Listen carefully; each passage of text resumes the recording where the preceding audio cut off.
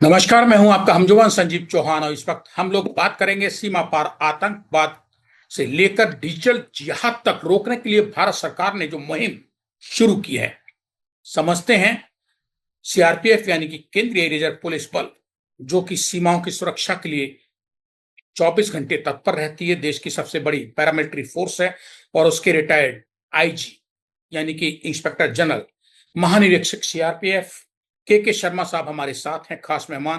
के शर्मा साहब, स्टेट में हिंदी में संजीव चौहान के साथ आपका स्वागत है। बात करेंगे सीमा पार आतंकवाद से लेकर डिजिटल जिहाद तक रोकने के लिए जो हुकूमत ने पहल की है, कि आखिर ये पहल क्यों करनी पड़ी। क्या अब तक ये जो प्रहार शुरू किया है, भारत की पहली एंटी टेरर पॉलिसी, अब तक की पॉलिसी क्यों नहीं आ पाई थी और अब क्यों लाने की जरूरत पड़ गई? शर्मा जी।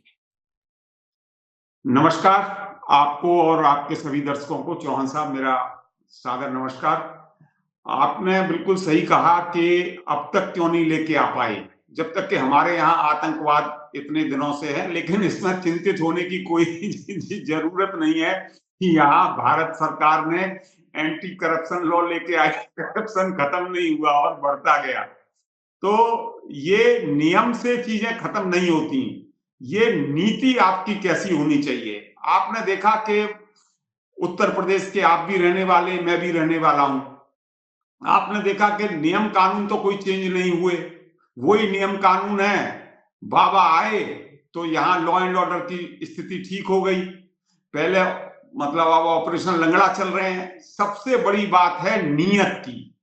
नियम आप कुछ भी बना लो, नियम तो ये अभी नक्सल जो ऑपरेशंस में सफलता मिल रही है, तो जब नियत आई सरकार की कि हाँ हम इसको खत्म करेंगे, तो खत्म कर दिया सरकार ने। तो अच्छी बात है, एक पॉलिसी बन जाती है। जैसे रैपिड एक्शन फोर्स बनी दंगे के लिए, कि स्पेशलाइज्ड फोर्स बन गई, तो उसमें फिर दंगा खत्म करने के लिए उनको थोड़ा सा काम ये रहता है, जाके जहां दंगे होते हैं संवेदनशील इलाके पहचानते हैं, वहां जाके रैकी करते रहते हैं, लोगों से मिलते रहते हैं और समय पर उसके खिलाफ कार्रवाई कर देते हैं। तो आरएएफ बनने के बाद भारत में दंगे कम हुए हैं। इसी तरह जब कोबरा बनी, कमांडो बटालियन फॉर रेजुलेट एक्शन, और आम भाषा में जो नक्सल्स के विरुद्ध फोर्स बनी, तो उसके बाद नक्सल्स देखिए खत्म होना शुरू हुए, कम होना शुरू हुए और अब बिल्कुल नष्ट हुए। तो इन फोर्सेस का, स्पेशल फोर्स का तो अंतर पड़ता है, लेकिन ये हम सोच लें कि नियम कानून बनाने से कुछ हो जाएगा, ठीक है। एक तरह से ग्रेडेड पॉलिसी इन्होंने बनाई है। मैं जैसे आपको एक एग्जांपल दूं, पंजाब का देखिए आप। पंजाब में क्या हुआ था, पुलिस जो है थाना बंद करके शाम को 5 बजे ताला लगा लेती थी। सिक्योरिटी फोर्सेस गई, फिर उनको बाहर निकाला और देखा। कश्मीर में क्या हुआ, कश्मीर में पुलिस नाम की चीज थी नहीं, खत्म हो गई थी बिल्कुल व्यवस्था।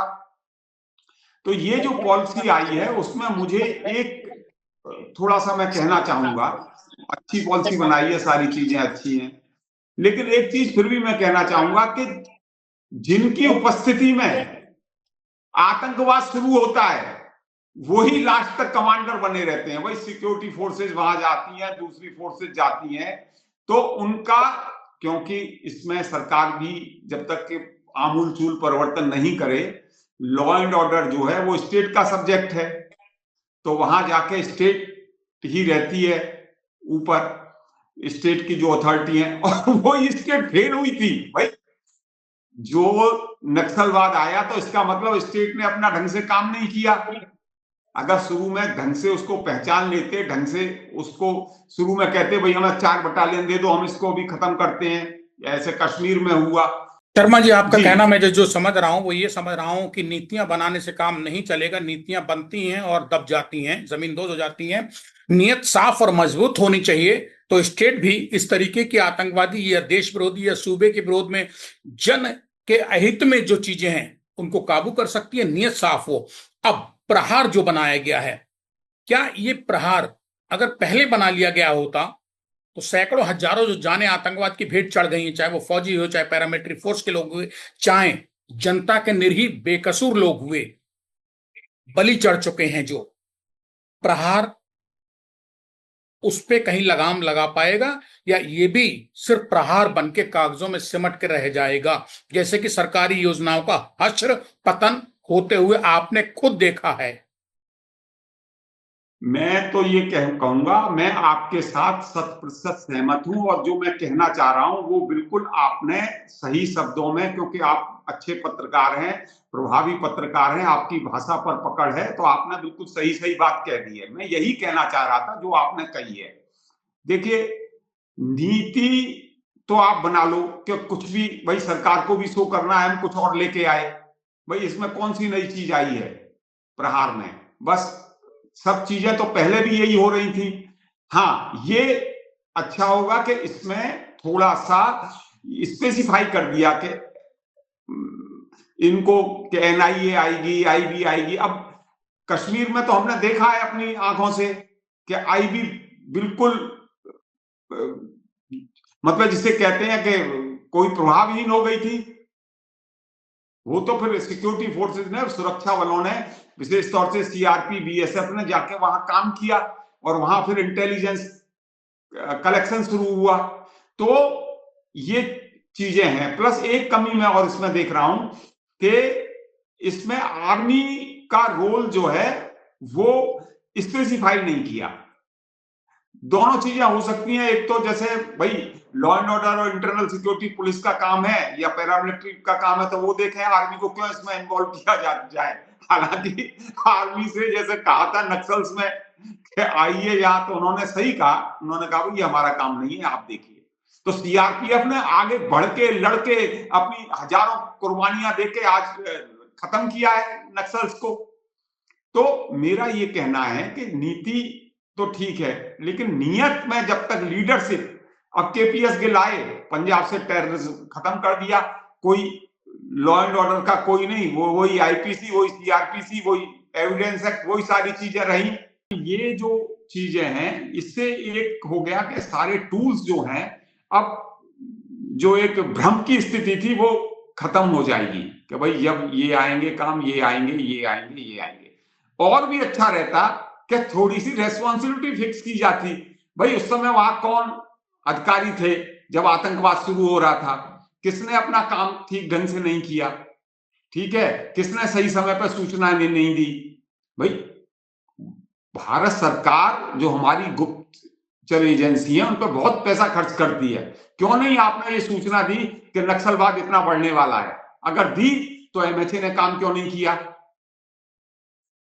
इसी तरह कश्मीर में, इसी तरह पंजाब में, लेकिन करोगे क्या आप जब यहां नेता बुला के दिल्ली में, और जो वो क्या था भिंडरा वाले, उसमें से 2 लोगों को बुला के सेलेक्ट करते हैं कि भाई एक ये अच्छा, ये लीडर बनाएंगे। भाई दुर्भाग्य है देश का कि यहाँ की लीडरशिप जो है ऐसी भी आ जाती है जो कि अपने हित के लिए, हित तो उनका क्या है कि लास्ट में मरेंगे, अगर देसी नहीं रहेगा तो मरना तो उनको भी पड़ेगा, लेकिन वो अपने जो कहते हैं ना कि कम दृष्टि के लिए, कम दूरी के फायदे के लिए वो देश पर दाव लगा देते हैं। जैसे पंजाब में हुआ या कश्मीर में हुआ, जैसे मफ बनाई उन्होंने, तभी क्यों नहीं कदम उठाए गए? मैं आपको यकीन दिलाता हूं 36 साल नौकरी करने के बाद कि भारत सरकार के सुरक्षा बल पूरे रूप से सक्षम हैं। वो जो आप चाहते हो वो आपको रिजल्ट दे सकते हैं। इसीलिए मैं सीआरपीएफ को कहता हूं कि ये कल्प बल है, इससे आप मांगिए क्या मांगते हैं, ये आपको रिजल्ट देती है। अब कहीं कोई दूसरे जगह से फोर्स थोड़ी आई, सीआरपी, बीएसएफ, कोबरा, इन्होंने मिलकर ही तो आतंक, ये नक्सलवाद खत्म किया है। हाँ, मैं तो आपको पहले भी, किसी मैं जमाने में एक बात, सीआरपीएफ में कोबरा कमांडो चीफ रहने के नाते, नक्सल से लड़ते रहने के नाते, जंगल जंगल भटकते रहने के नाते, कश्मीर से लेके और झारखंड छत्तीसगढ़ की बेल्ट तक, बिहार में सब जगह, उस अनुभव से आप ये कह सकते हैं कि यहाँ प्रहार पे शक नहीं है।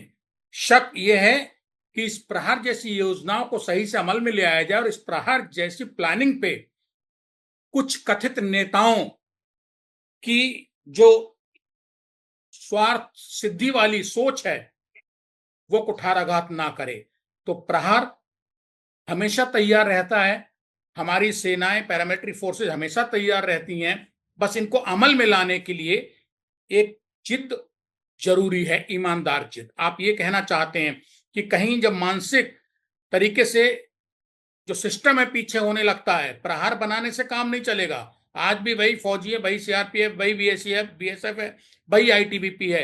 सवाल यह है कि आपने प्रहार बनाया तो उसको सही तरीके से अमल में लाने के लिए इन सबको समायोजित करके खुली छूट भी दें, सहयोग करें, सपोर्ट करें, ना कि कुठाराघात करें, पीछे से खींचे ना लगाम को इनकी। क्या आप सही कहना, यही कहना चाह रहे हैं जो मैं आप समझ पा रहा हूं आपकी बात? बिल्कुल, आप यही कहना जो आपने कहा है वही कहना चाह रहा हूं, लेकिन मैं आपको इसमें कुछ और बात भी बताना चाहूंगा कि जी। जैसे कश्मीर में हुआ, कश्मीर में 89 में इनको मालूम था कि यहां हजारों हजार की संख्या में आतंकवादी आ गए हैं। इन्होंने क्यों नहीं टाइमली एक्शन लिया? क्यों वहां से पंडितों को भागना पड़ा? क्यों वहां हजारों पंडितों की जान गई? क्यों वो गिरजा टिक्कू जैसे हमारी बहनों पर अत्याचार हुआ? ये आज नहीं तो कल इतिहास पूछेगा। आप इस बात को लिख लीजिए कि और अभी भी मैं आपको यकीन दिलाता हूं, अभी दिल्ली पुलिस ने कहा कि हमने फेस रिकॉग्निशन कैमरे ले लिए हैं, ठीक है, आपने भी तो सुना। तो उसमें क्या है कि वो पूरे आतंकवादियों के चेहरे एक तरह से वो उसमें फीड कर दिए जाएंगे, वैसे ही जैसे ही आतंकवादी उनके सामने आएगा वो उनको मालूम पड़ जाएगा, वो पकड़ो, ठीक है। मैं ये कह रहा हूं कि नक्सल खत्म करने में 3 साल 4 साल लगे इनको, ठीक है, जब माननीय गृह मंत्री ने ये एक आदेश दिया। कश्मीर पूरा, मैं यकीन के साथ कह रहा हूं कि 3 महीने से ज्यादा नहीं लगेंगे। ये हजारों की संख्या में जो अपना फेस रिकॉग्नाइज करने वाले कैमरे हैं ये लगा दिए जाए। फोर्सेस की कोई कमी नहीं है, पैसे की हमारे पास कोई कमी नहीं है।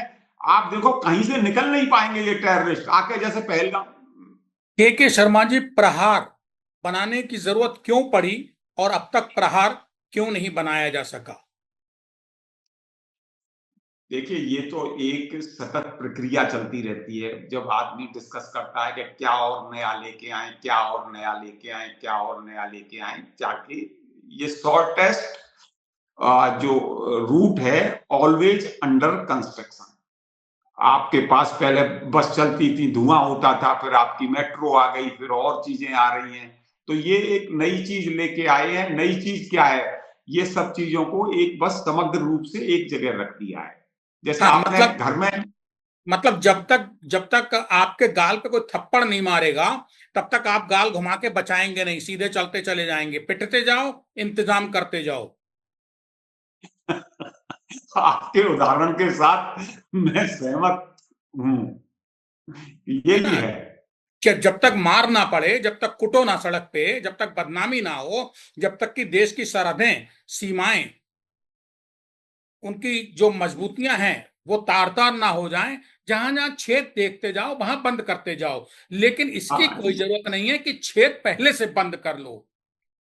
ये दुर्भाग्य है देश का। मैं फिर कह रहा हूं, ऐसा नहीं है कि हमारे पास इस तरह की सुविधाएं उपलब्ध नहीं है। अब मैं आपको एक एग्जांपल देता हूं। ये जो है बहरमगढ़ एक जगह है नेशनल हाईवे में, इससे जो अपना देवी दंतेश्वरी देवी का दांतेवाड़ा जो है, उससे हम 25-30 किलोमीटर आगे जाते हैं तो बाईं तरफ एक जगह पड़ती है, वहां मेरी कंपनी डिप्लॉयड थी। कंपनी के पास उस समय तक स्टेट पुलिस के पास कोई सूचना नहीं थी कहां कैसे है, क्या जाना है। अब मुझे, मेरी कंपनी वहां गई हुई थी ऑपरेशन में, तो वहां मुठभेड़ हो गई नक्सल के साथ, हमारे 2 जवान शहीद हो गए, ठीक है। अब देखिए कि मुझे वहां से उनके पार्थिव शरीर को लेके आना, पहले 24 किलोमीटर जाना, फिर उनके पार्थिव शरीर को सुरक्षित वापस भेजना, क्योंकि आतंकवादी नक्सल चारों तरफ थे। फिर मुझे वहां ऑपरेशन करने, साथ ही साथ पार्थिव शरीर किस प्रकार उनके घर तक पहुंचाया जाएगा, इसकी पूरी जिम्मेदारी हमारी, मतलब सीआरपीएफ का जो भी कमांडर है उसकी। जबकि आर्मी अगर ऐसी स्थिति में जाती है तो उनका पूरा एक लॉजिस्टिक जाता है साथ में कि अगर ऐसा कोई घटना दुर्घटना हो गई तो उनका मेडिकल टीम होगी, उनकी दूसरी रिकवरी टीम होगी, सारी चीजें होंगी।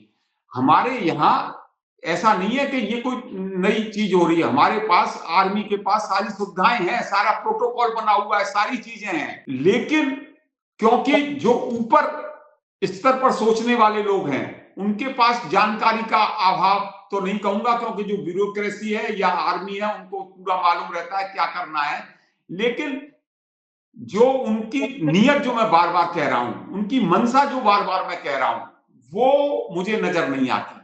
जैसे नक्सल मतलब में इन्होंने केवल 2 बटालियन भेजी, केवल 2 बटालियन, आज वहां 80 बटालियन है।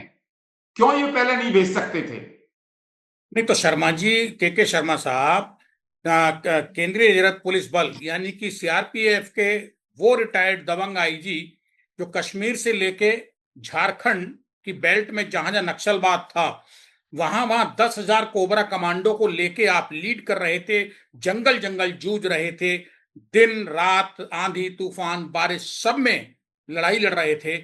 आप क्या ऐसे अनुभव से ये कहना चाहते हैं कि भारत की फौज और पैरामिलिट्री फोर्स के संसाधन साधनों में फर्क किया जाता है, अंतर है, इनको इक्वल कर देना चाहिए तो मनोबल को ये बढ़ाएगा पैरामिलिट्री फोर्सेस के? मैं आपकी बात क्या सही समझ पाया हूं?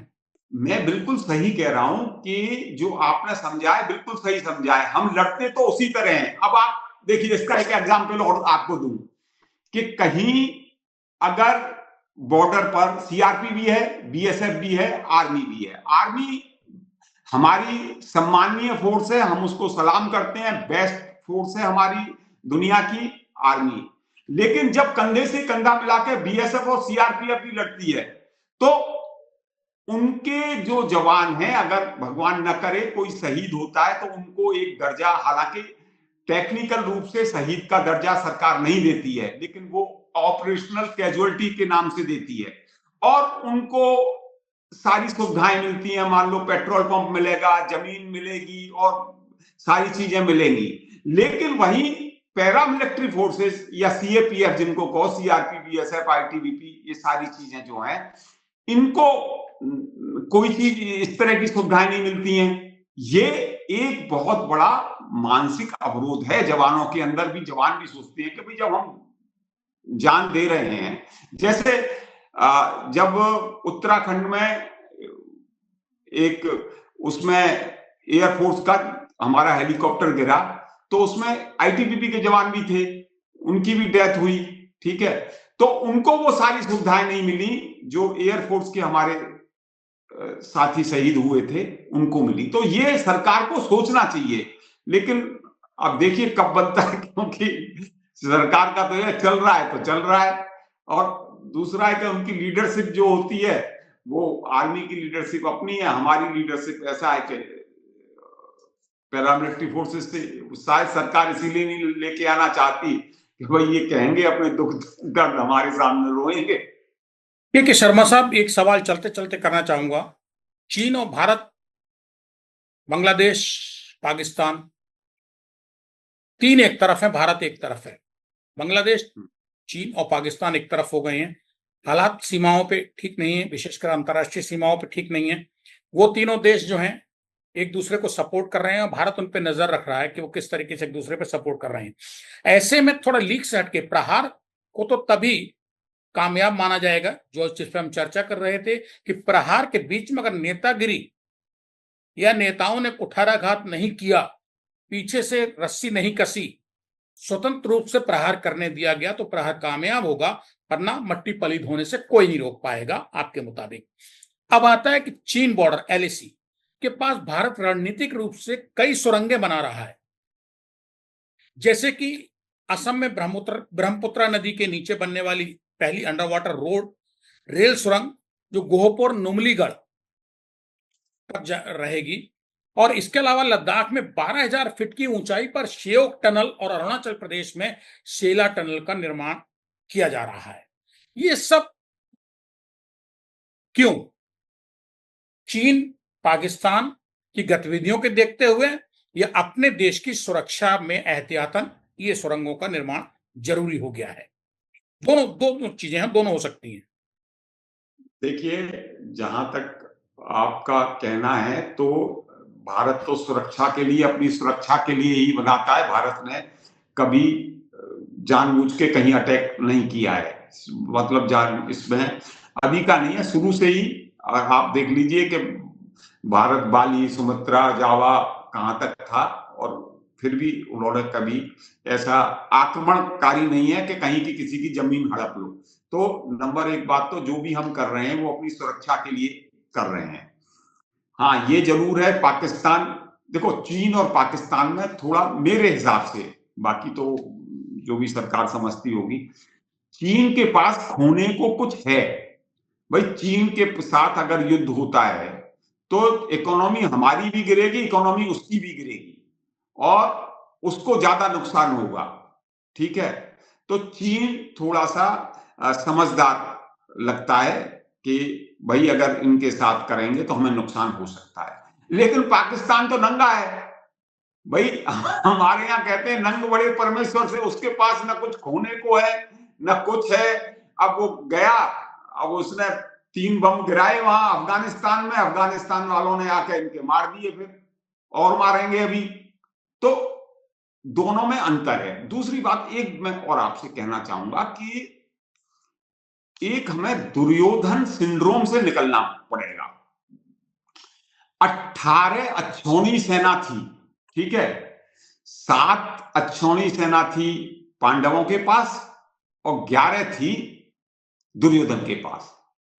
लेकिन फिर भी दुर्योधन अपनी सेना के पास सामने खड़ा होकर कह रहा है कि बोले साहब ये भी है, उनके पास भील पितामह भी है, द्रोणाचार्य भी है, ये भी है, ये भी है, ये भी है, फिर भी मेरी फौज जो है वो मुझे सफिशिएंट नहीं लगती, इस पे इसको सुरक्षा देनी चाहिए।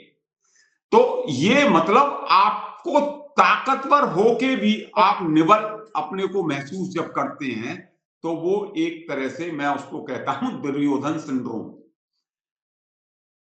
इजराइल के खिलाफ 57 देश हैं, 57, और इजराइल की आबादी 80-90 लाख।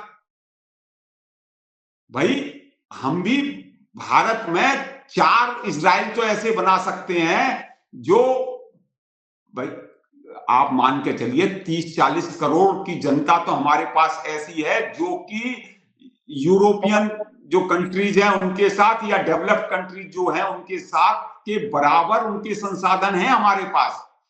केवल और केवल हमें थोड़ा अपने नियम कानून में परिवर्तन करना है। आप 4 बनाइए, हर एक एक वहां उनको उसी तरह की आप सुविधा दीजिए, मॉडल बनाकर करिए कि भाई हम आपको सब सुविधाएं उसी तरह की देंगे। और जब से ये इंटरनेट की सुविधाएं हैं तो ज्ञान का तो भंडार है सब जगह।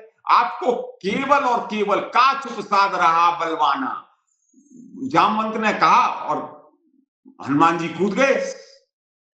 तो उसी तरह भारत की जनता को, भारत की सरकार को, यहां की जनता को जागृत करना पड़ेगा, कहना पड़ेगा भाई आओ खड़े हो। चाइना ठीक है अभी स्ट्रांग है, मैं थोड़ा भावनात्मक रूप से ज्यादा कह रहा हूं, लेकिन 5 साल 10 साल, भाई जब देश आजाद हुआ था हमारा, या 90 तक ले लो, 90 तक चाइना की अर्थव्यवस्था और हमारी अर्थव्यवस्था में थोड़ा बहुत 19-20 का अंतर। ये मेरा कहना है कि कोई ज्यादा नहीं डरने की जरूरत है कि हमको अपने को इस तरह का महसूस करें। शुक्रिया शर्मा जी, प्रहार पे बात करने के लिए। सीधे सीधे दो टूक स्टेटमेंट हिंदी के साथ, संजीव चौहान के साथ, और खास तौर से Brahmaputra under water tunnel Assam में जो बन रही है, शियोक टनल लद्दाख में, सेला टनल अरुणाचल प्रदेश में, अटल टनल हिमाचल लद्दाख को जोड़ती है मनाली लेह राजमार्ग पर, इससे जो रोहतांग दर्रे को बाईपास करती है।